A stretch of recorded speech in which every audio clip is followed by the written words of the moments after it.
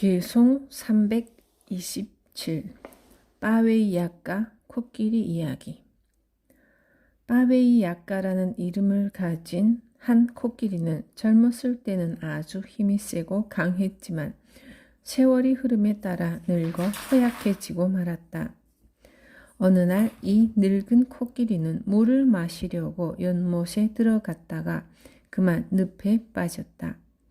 그래서 코끼리를 다루는 사람이 이 사실을 빠세나디 국왕에게 보고했고, 국왕은 능숙한 조련사를 보내며 코끼리를 즉각 구조하라고 지시했다. 왜냐하면 이 코끼리는 왕을 도와 여러 차례 전쟁에 나가 용감하고 맹렬하게 싸웠기 때문이다. 마침내 조련사가 도착했다.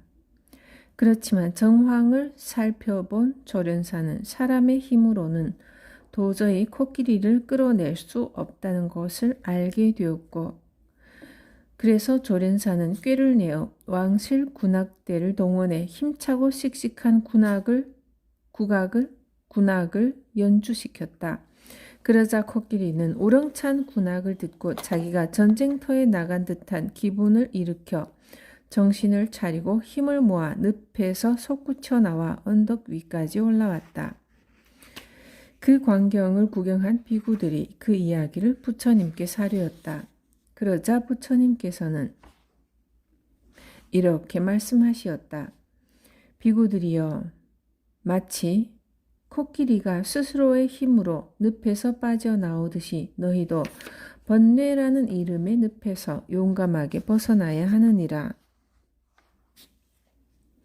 그리고 부처님께서는 다음 개송을 읊으시었다. 마음 집중 수행을 기쁘게 행하여 자기 마음을 잘 다스려라. 늪 속의 코끼리가 자기 힘으로 늪을 빠져나오듯 너희도 번뇌의 늪에서 스스로 빠져나오라. 부처님의 이 설법 끝에 많은 비구들이 아라하타팔라를 성취하였다.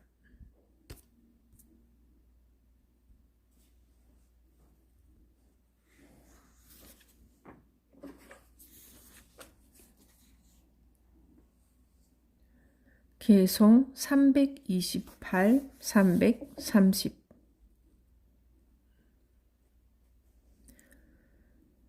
여러 비구들 이야기.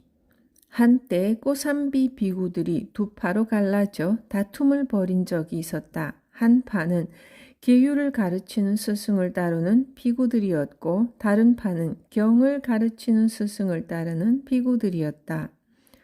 이 두 파는 서로 자기네 주장이 옳다고 다투면서 부처님께서 여러 차례 간곡하게 다툼을 그만두고 화해하라고 권했음에도 불구하고 다투기를 그치지 않았다. 그래서 부처님께서는 열애에 의해 출가한 비구들이 열애의 말을 듣지 않으니 이제 열애는 그들과 함께 생활할 수 없노라 하시고, 비구들을 떠나 외살리 근처 빨릴레이아까 코끼리가 부처님을 기다리고 있는 빨릴레이아까 숲속에 가시어 코끼리의 심부름과 보살핌을 받으시며 우기석달을 보내시었다. 그러자 사와띠에서는 아나타 빈디카와 위사카를 비롯한 유명한 신자들과 그 밖에 많은 사람들이 왜 부처님께서 사원을 떠나셨는지 알아보고 비구들에게 부처님 앞에 나아가 참회하고 부처님을 다시 꼬삼비로 모셔오지 않으면 안 된다고 말했다. 그래서 비구들은 싸움을 그치고 아난다 테라를 선두로 빨릴레이아까 숲으로 향했다.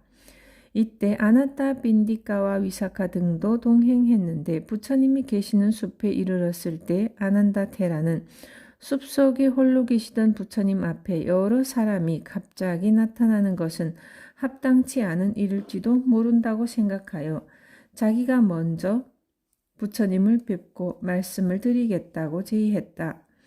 그래서 아난다 테라가 먼저 부처님께 가서 인사를 올렸고, 부처님께서는 아난다에게 혼자 왔는지 여러 사람이 함께 왔는지 물으시었다.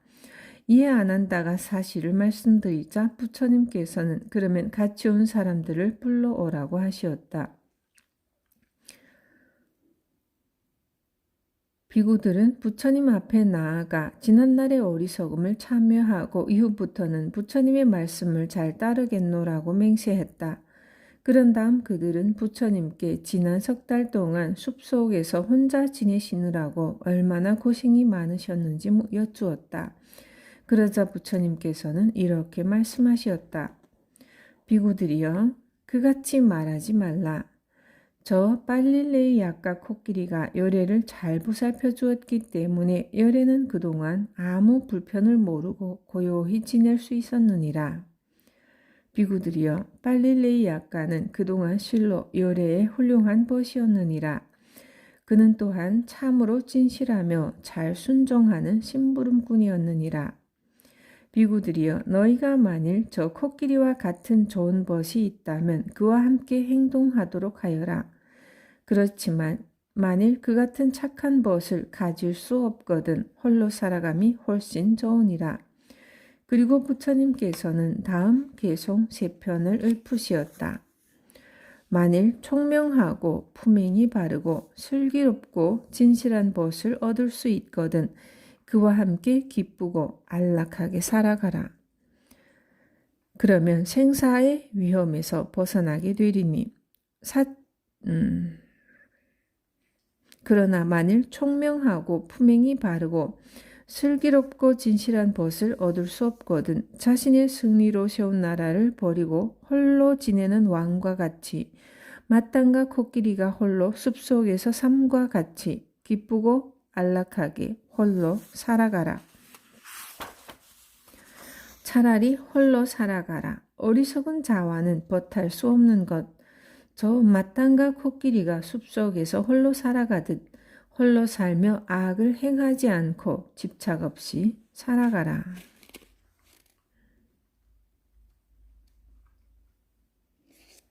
개송 331, 333 마라 이야기.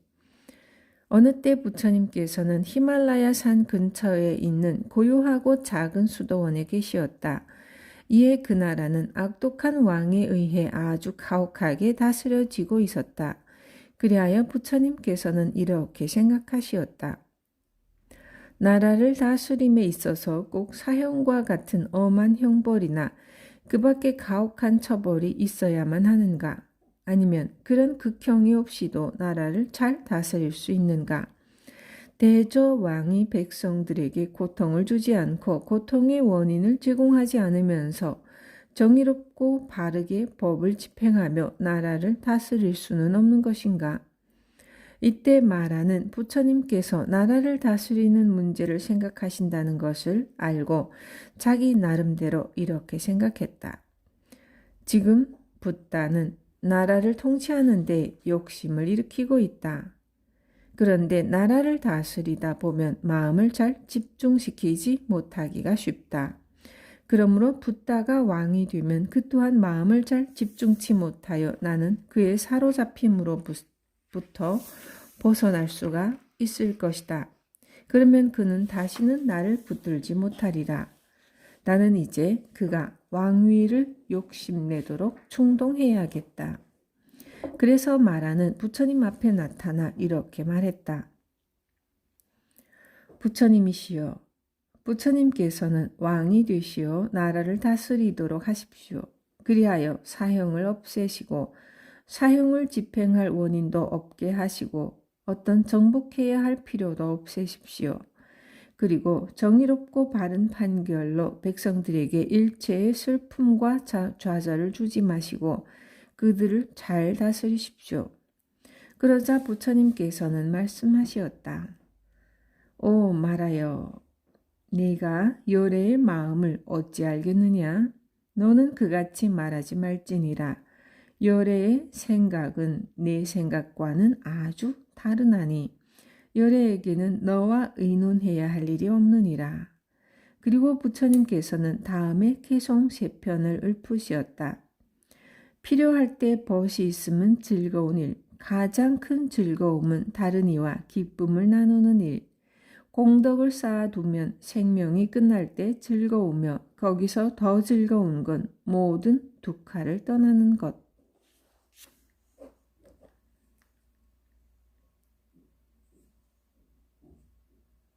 어머니를 존경함은 즐거운 일. 아버지를 존경하고 보살펴 드림도 즐거운 일. 수행자를 존경하고 보살펴 드림도 즐거운 일. 붓다를 존경하고 보살펴 드림은 더욱 즐거운 일. 나이 들면서 계를 지킴은 즐거운 일. 확고한 신심을 세움도 즐거운 일. 지혜를 성취함도 즐거운 일. 악행을 안음도 더욱 즐거운 일.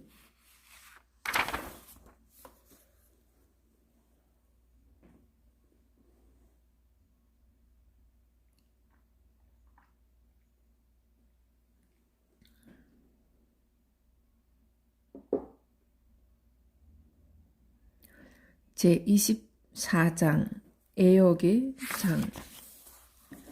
개송 334, 337. 물고기 까빌라 이야기. 과거 까사빠 부처님 당시의 이야기이다. 가문이 훌륭한 어느 집안의 전 가족이 함께 가정을 떠나 까사빠 부처님의 상가에 귀하게 되었다. 이들 중에 어머니 이름은 산디니였고 형은 소다나, 동생은 까빌라였으며 누이 이름은 따빠나였는데 모두 비구 비구니가 되었던 것이다.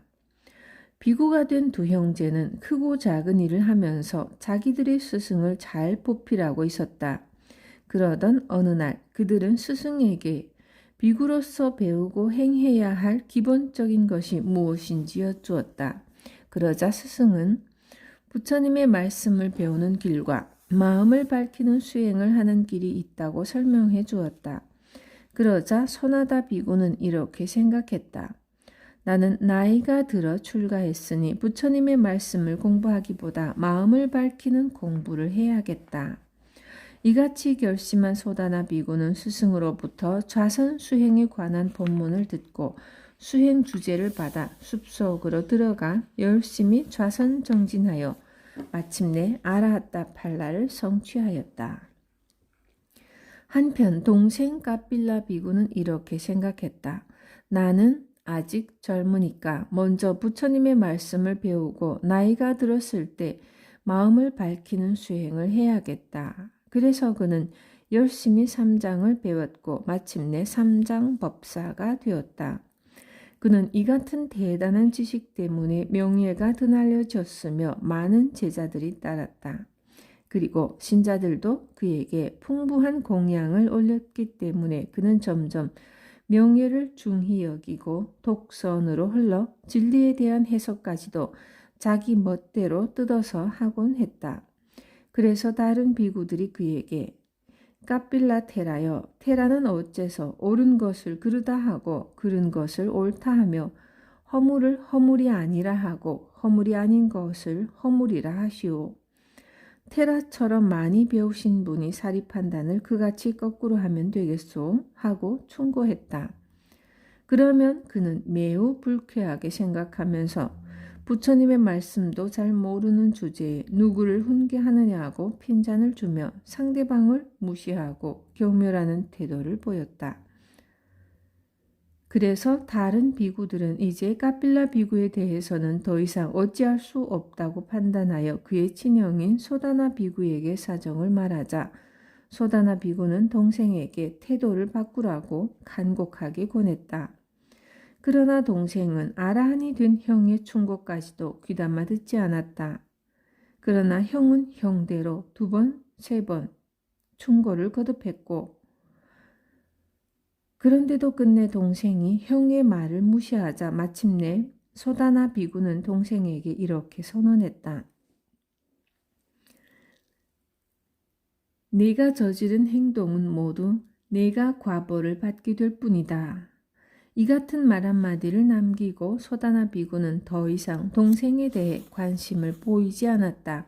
그리고 이때부터는 까빌라 비구와 가까웠던 비구들마저도 그로부터 벌어졌다. 그렇게 되자 까빌라 비구는 자기대로 자기와 배짱이 맞는 사람들과 어울려 생활했다. 그러던 어느 날 그는 자기가 비구 빠띠모카를 봉행하겠다고 발표했다. 빠띠모카 봉행. 한 사람이 비구가 지켜야 하는 계율을 대중 앞에서 낭독하면 자기에게 잘못이 있는 사람은 그 자리에서 일어나 허물을 밝히는 제도 빠띠모카.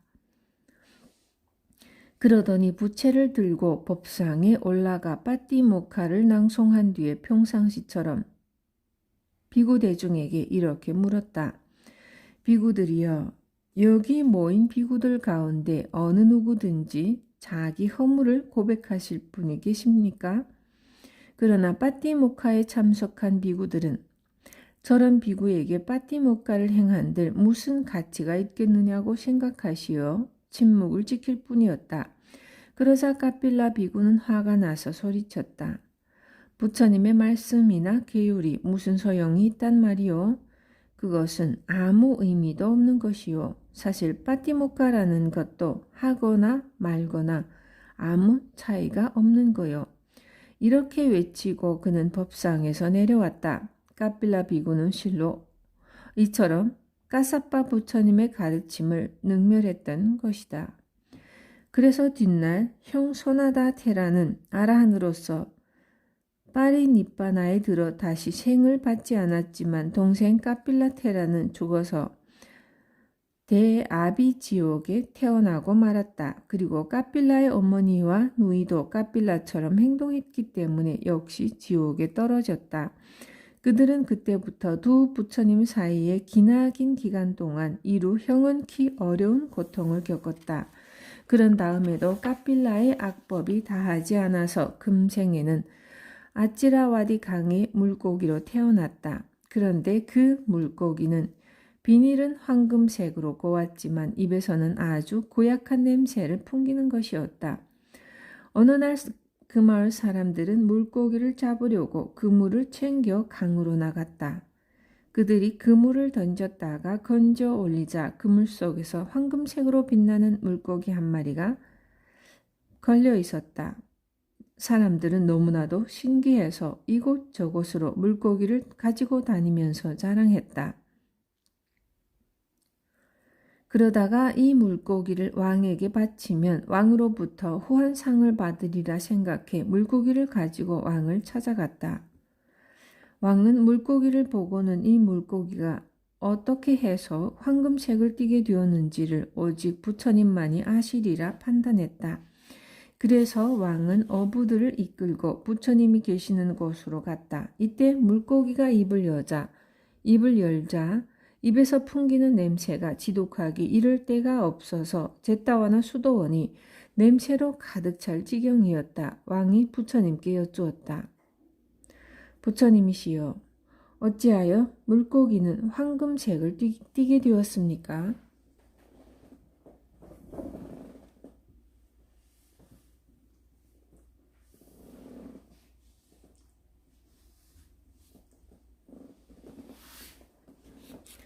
그리고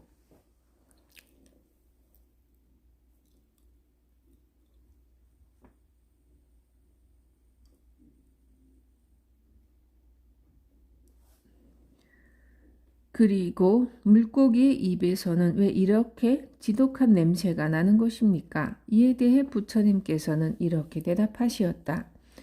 대왕이시여, 이 물고기는 과거 까사빠 부처님 당시 까필라라는 이름을 가졌던 비구로 아주 학식이 풍부하고 제자도 많았었소. 그러나 그는 명예욕이 높아 자기 말을 듣지 않는 사람들을 꾸짖고 욕했다오. 그는 그런 행동으로서 부처님의 가르침이 널리 퍼지는 것을 방해했기 때문에 아비지옥에 태어나 기나긴 세월에 걸쳐 고통을 겪었소. 그러나 아직도 악업을 다 갚지 못했고 인연에 따라 이번에는 물고기로 태어난 것이오. 그는 과거 전생에 비구로서 부처님의 가르침을 많이 독송했기 때문에 황금색을 띠게 되었고 정당하지 않은 이유로 비구들을 꾸짖고 욕하였기 때문에 입에서 지독한 냄새가 나게 되었소. 대왕이여, 열애는 이제 그로 하여금 스스로 진실을 말하도록 하겠소. 부처님께서는 물고기에게 물으시었다. 너는 전생에 까빌라 비구였느냐?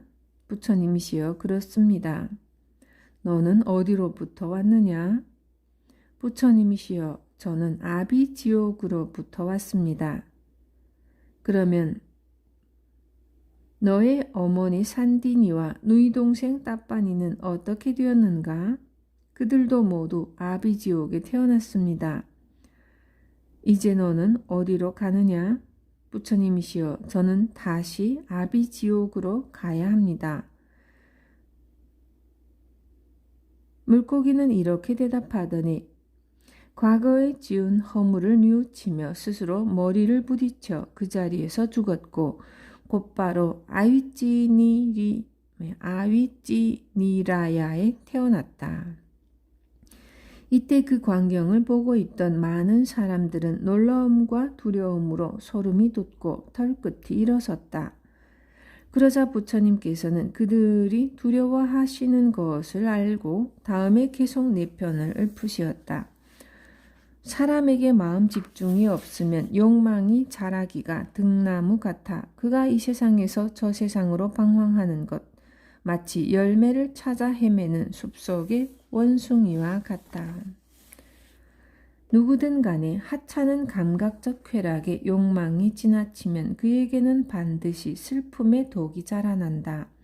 마치 비를 흠뻑 맞은 비라나 풀이 무성하게 자라나듯이.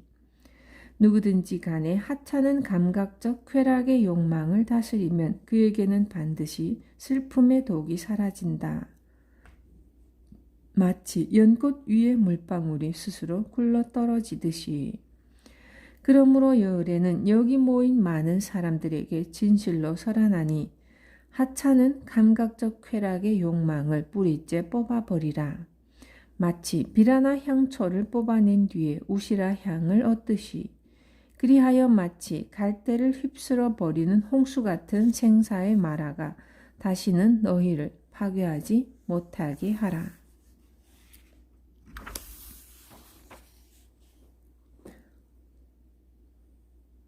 개송 343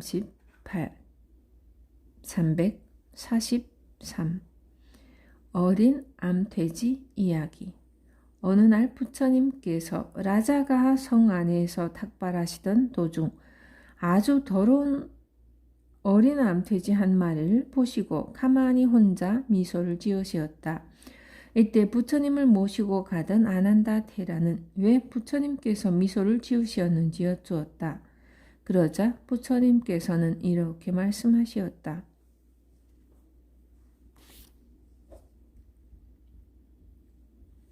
아난다여, 이 어린 암돼지는 과거 깎고산다 부처님 당시에 한 마리의 암탉이었느니라. 그 암탉은 수도원 식당 가까운 데서 살면서 비구들의 법문과 경전 독송하는 소리를 매일같이 듣기는 했으나 다만 소리를 들었을 뿐 의미는 알지 못했느니라.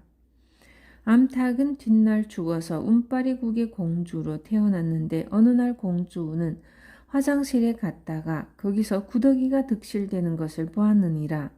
공주는 그 순간 자기 몸에 대해 혐오감을 느꼈고 자기 몸에 대한 애착으로부터 벗어나 그 현상을 잘 관찰하여 제1선정에 이르러니라.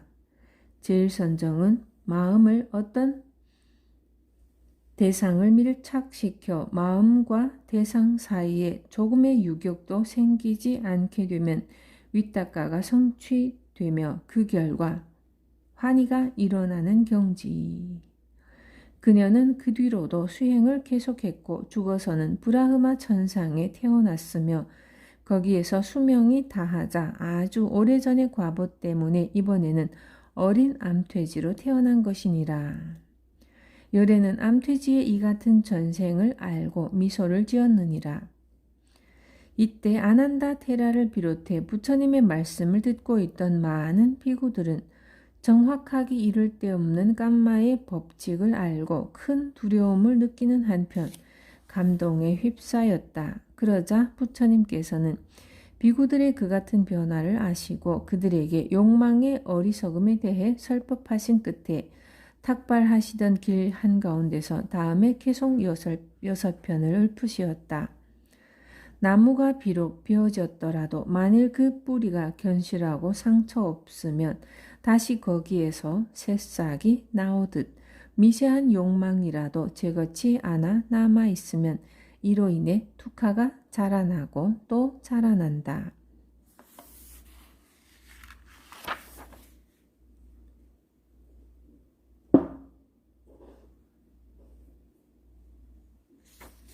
누구든 간에 36가지 욕망의 흐름이 쾌락에 대한 생각으로 강하게 흐를 때 이 같은 환상으로 착각된 그를 정욕의 물결은 휩쓸어가 버린다.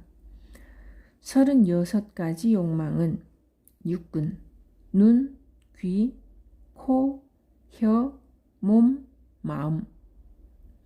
육근을 애욕, 물질, 비물질의 셋과 곱하면 18가지 욕망이 된다. 육근을 쾌락의 욕망, 존재하고자 하는 욕망, 존재하지 않고자 하는 욕망의 셋과 곱하여 18이 된다는 설도 있다. 이 18과 별도로 육근의 대상인 여섯, 즉 육경, 색깔과 모양과 소리와 냄새, 맛, 촉각, 관념의 위에 세 가지를 곱하면 18이 된다.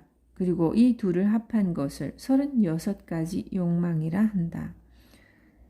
육근, 인간을 구성하는 6가지 감각기관, 즉 안, 이, 비, 설, 신 등 오관과 마음의, 안이비, 설신의,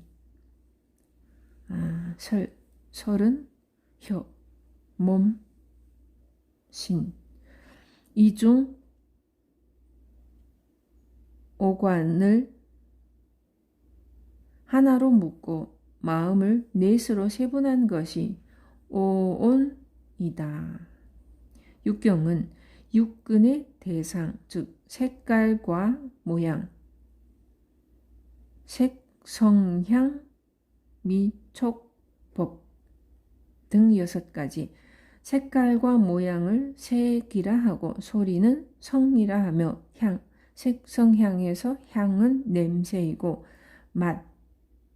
맛은 미, 색성향, 미촉법에서 촉은 감촉이고 법은 사물과 관념이다. 이것을 육근과 합쳐서 12처라고 하는데 부처님께서는 일체란 바로 12처이다 라고 말씀하신 적이 있다. 일체는 12처이다. 육근과 육경, 일체란 12처이다.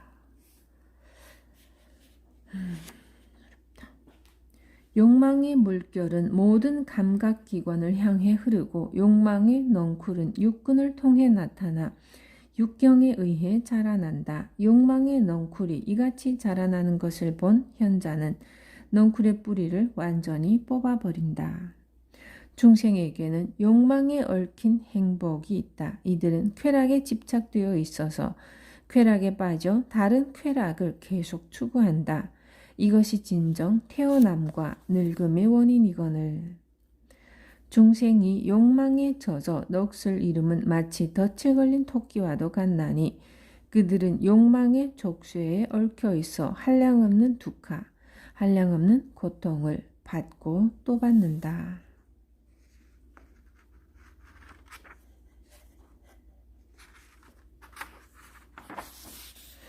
중생이 욕망에 젖어 넋을 잃음은 마치 덫에 걸린 토끼와도 같나니 자기의 욕망으로부터 해탈코자 원한다면 그 뿌리를 뽑아버려라. 그 뒤 어린 암퇴지는 수명이 끝나자 수완나부미 왕실에 태어났다. 그 다음에는 베나레스에 태어났고 그 다음에는 숫바라카라는 항구 도시의 말장수의 딸로 태어났으며 거기서 죽자 이번에는 항구 도시 까위라의 한 선원 집에서 태어났다.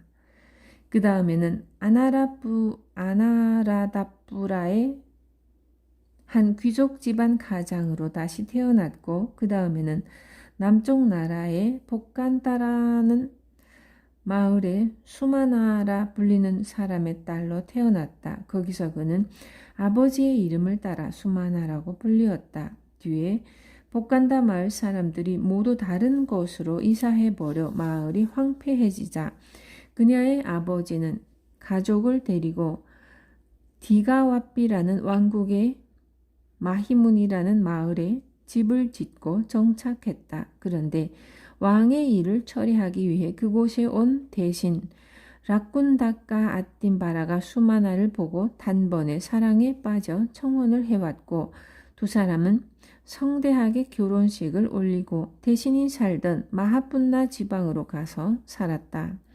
어느 날 아누루타 테라가 마라위하라 꼬띠빠바따 수도원에 머물면서 탁발차 거기에 가게 되었다. 테라는 수마나가 시집 와서 살고 있는 집 앞에 서서 탁발을 기다리다가 그녀를 보고 다른 테라에게 이렇게 말했다. 전생의 월이남 퇴지가 금생에는 대신의 아내가 되었으니 얼마나 신기한 일이겠소. 수마나는 그 같은 테라의 말을 듣자 자기 전생을 기억해낼 수 있었다. 그리고 크게 감동을 받아 남편의 허락을 받고 세속을 떠나 반짜발라까라고 부르는 여자들만 수행하는 수도원에 들어가 성대한 의식을 치르고 수행자가 되었다. 그 뒤 그녀는 띠사 마하위하라에서 마하사띠빠타나경을 듣고 위빠사나를 열심히 수행한 결과 소타파티팔라를 성취하였다. 그녀는 나중에 타밀라 지방을 여행한 뒤 부모가 살고 있는 복간타 지방으로 돌아가서 살았고, 깔라까마하위하라 수도원에서 아시위 소빠나 경을 듣고 아라하타 팔라를 성취하였다. 그녀가 마침내 니빠나를 성취하던 날 단맛바다가 독송되는 가운데 만달라라마 수도원의 마하티사 테라를 비롯한 모든 비구와 비구니, 선남선녀가 두루 모인 가운데 그녀는 여러 비구들의 질문을 받고 자기의 과거 전생으로부터 현재에 이르기까지 13번 태어나고 죽은 경위를 말해주었다. 나는 과거 전생에 인간으로부터 전락하여 암탉으로 태어나게 되었는데 그때 내 머리를 독수리에게 잘렸습니다. 그 다음에는 라자가하의 공주로 태어나 인연을 얻어 세속을 떠나 수행자가 되었고 그때 제1선정에까지 이르렀습니다. 그리고 그 다음에는 브라흐마나 천상에 태어났으며 그 다음에는 숫바라카 항구 도시에 태어났으며 세상을 떠나자 까위라 항구 도시에 태어났고 그 다음에는 아누라다뿌라 지방에 태어난 것입니다. 이 같은 식으로 무려 13번의 태어남과 죽음을 겪는 가운데 어떤 때는 좋은 곳에 어떤 때는 나쁜 곳에 났었습니다. 그리고 금생에 이르러 세속의 만족을 느끼지 못하여 가정을 떠나 비구니가 되었고 마침내 아라하타 팔라를 이룰 수 있었던 것입니다. 그러므로 여기 모이신 여러분들은 모두 해탈을 위해 마음 집중 수행을 열심히 닦아 생사윤회의 고통으로부터 벗어나기 바랍니다.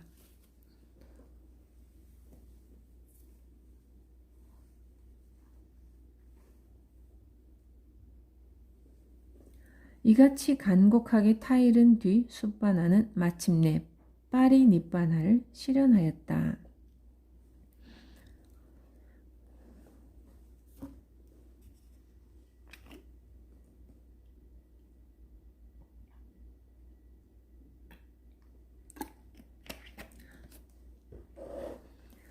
개송 344 과거의 비구였던 도적 이야기. 마하카사파테라의 제자 비구 한 사람의 수행을 열심히 한 결과 네 번째 선정을 성취하였다. 좌선 수행을 통해 정신 상태가 극히 고요하게 일념이 된 상태. 그런데 그는 어느 날 자기 숙부가 경영하는 금방을 구경하고서 자기도 그같이 부유하고 화려하게 살고 싶은 마음이 일어나 비구 생활을 포기하고 말았다. 그렇게 그는 다시 사회로 돌아가 자기 숙부 집에서 살게 되었지만 게으르게 굴며 아무 일도 하지 않았고 숙부의 돈벌이에도 별 도움을 주지 못해서 마침내 쫓겨나고 말았다. 그는 그 뒤 질이 나쁜 패들과 어울렸고 마침내는 도적대에 들어가 도적질까지 하게 되었다. 그러다가 결국은 관원에게 붙들려 손을 등 뒤로 묶인 채 사방으로부터 날아오는 가죽 채찍을 맞으며 사형장으로 끌려갔다. 이때 마하카사파테라가 탁발차 시댁에 들렀다가 옛날 자기 제자였던 자가 사형장으로 이때 마하카사파테라가 탁발차 시내에 들렀다가 옛날 자기 제자였던 자가 사형장으로 끌려가는 것을 보고 묶인 손을 잠시 풀어준 다음 그에게 다음과 같이 옛 수행 시절을 상기시켜 주었다. 너는 내가 과거에 가르쳐준 수행법을 아직 잊지 않았으리라. 그러니 이제부터 너는 그때를 기억하며 5가지 모임, 오온이 일어나고 사라지는 현상의 일념으로 내 마음을 집중시켜라. 그래서 그는 스승의 말을 따라 사형장으로 끌려가는 동안 열심히 마음을 집중시켰다. 그리하여 예전에 성취한 적이 있는 4번째 선정을 다시 맛볼 수 있었다. 이때 사형 집행관은 그에게 선언했다. 우리는 내 목을 쳐 죽일 것이니라. 그러면서 그는 쇠창을 불에 달구고 있었는데 도적이 조금도 두려워하거나 동요하지 않자 그의 주변을 빙빙 돌면서 칼과 창을 지켜들고 위협을 가했다. 그러나 도적은 조금의 흔들림도 없이 극히 고요한 태도로 앉아있는 것이었다. 이에 그는 매우 감탄하여 상관에게 이렇게 보고했다. 여기 이 사람을 보십시오. 그는 지금 수많은 망나니들이 자기를 둘러싸고 있는데도 자기의 몸을 평정하게 지키며 조금도 떨거나 흔들리지 않습니다. 이것은 참으로 대단한 일이 아니겠습니까? 그는 이렇게 말하는 한편 감탄 어린 음성으로 이것은 얼마나 대단한 일인가 하고 외쳤다. 그리하여 그 같은 사실은 곧 왕에게도 보고되었고 왕은 특별 명령을 내려 도적을 풀어준 다음 부처님에게 가서 이 사실을 말씀드렸다. 그러자 부처님께서는 그 도적에게 광명을 놓으시어 부처님께서 마치 그 앞에 계신 듯이 모습을 낮추시어 다음 개송을 푸시었다. 가정 그 욕망의 숲을 떠나 비구 그 수행의 숲을 택했으나 수행의 숲에서 벗어나 다시 욕망의 숲으로 되돌아갔다.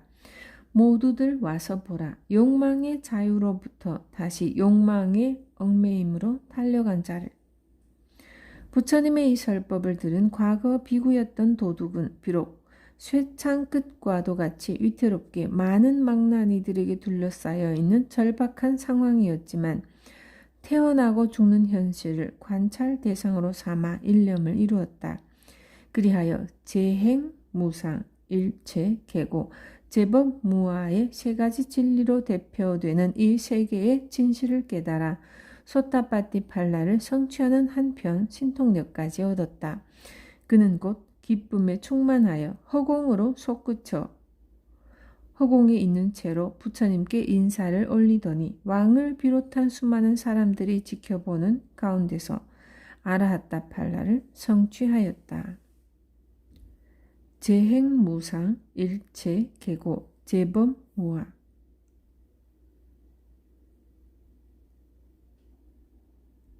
세 가지 진리로 대표되는 세계의 진실. 재행무상, 일체, 계고, 재법, 무아.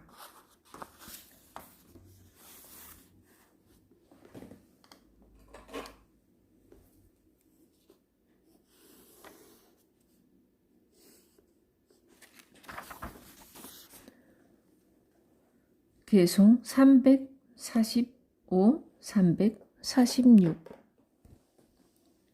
감옥 이야기. 어느 날 30명의 비구들이 탁발을 하기 위해 사와띠 성 안으로 들어갔다가 죄수들이 손목과 발목을 쇠사슬에 묶인 채 밖으로 끌려 나와 있는 것을 보았다. 비구들은 탁발을 마치고 수도원에 돌아와 부처님께 자기들이 본 것을 말씀드리고 인간에게 쇠사슬보다 끊기 어려운 강한 얽매임이 또 있는지 여쭈었다. 이에 대해 부처님께서는 이렇게 말씀하시었다.